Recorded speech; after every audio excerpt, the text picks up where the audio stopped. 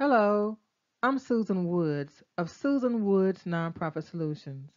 Thank you for your time, and thank you for completing the Starting Nonprofit tutorials that walk you through the steps to starting a 501c3 nonprofit organization from scratch. This video focuses on step number 10, fundraising activities. The fundraising activities list the methods you plan to use to generate revenues to cover the expenses listed in the financial data report. Remember, you completed the financial data report prior to completing the fundraising activities. And the reason that you do that is because you need to know how much money you need to generate in order to offer the services. So now we need to explain to the IRS exemption specialist that's assigned to process your application, we need to explain how you plan to fundraise or generate revenues to cover those expenses that you listed. You will also list the percentage of revenues that you project you would generate using each method. For example, you may project that you would generate 35% of your total revenues through grant funding. Grant funding is just one of 5 revenue streams that you should consider for your nonprofit organization because your fundraising activities should be diversified. So let's talk about the 5 revenue streams that you should consider for your nonprofit organization. I've already mentioned grant funding, that's one. Individual donations, just asking people to make tax deductible donations, that's two. Fundraising activities, or fundraising events rather, that fall under fundraising activities, that's three.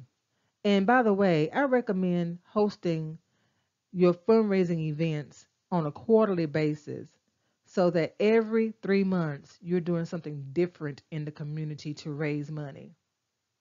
Then the fourth way that you can raise money would be to charge a fee for your services. And a lot of people really oppose charging fees to their clients for their services, but there's absolutely nothing wrong with that. As a matter of fact, grant funders really recommend nonprofit organizations charging a fee to their clients because it shows dedication on the part of the clients.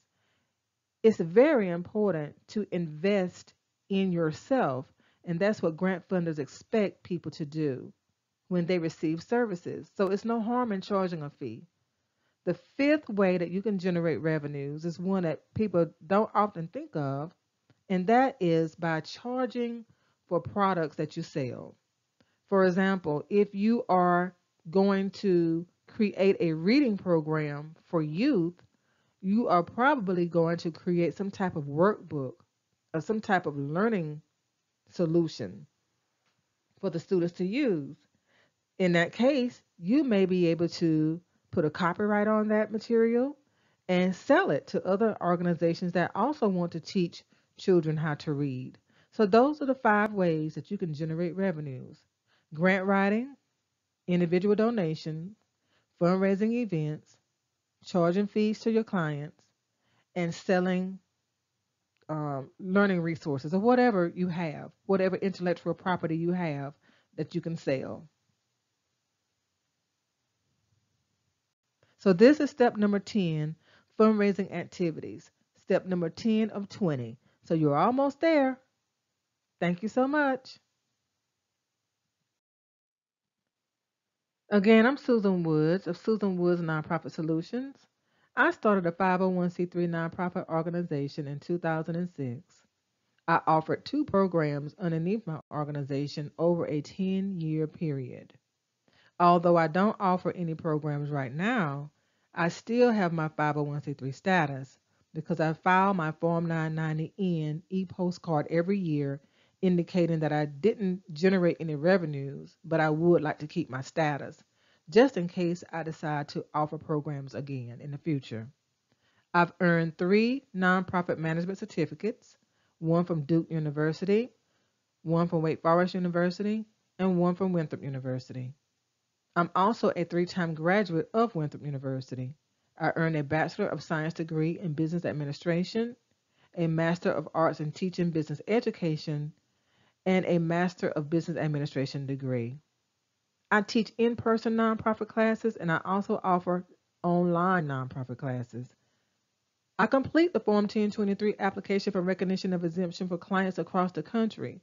So as you go through these tutorials, if you decide that you just do not want to go through the process of completing the application packet yourself, please visit my website at www.trustsusanwoods.com. Click on the reserve consultation link and let's talk about your 501c3 vision and the programs you would like to offer. Thank you again for participating in the Starting Nonprofits tutorial. I really appreciate your time. In this tutorial, we focused on step 7, which is writing the bylaws. So thank you so much. If you have any questions, please feel free again to visit my website at www.trustsusanwoods.com or send me a text message at 704-968-2769. Finally, once again, if you just want me to do all the work for you, I'm happy to do it. Just go to my website, click on the reserve consultation link, and let's get started. I'm Susan Woods of Susan Woods Nonprofit Solutions. Thank you for your time.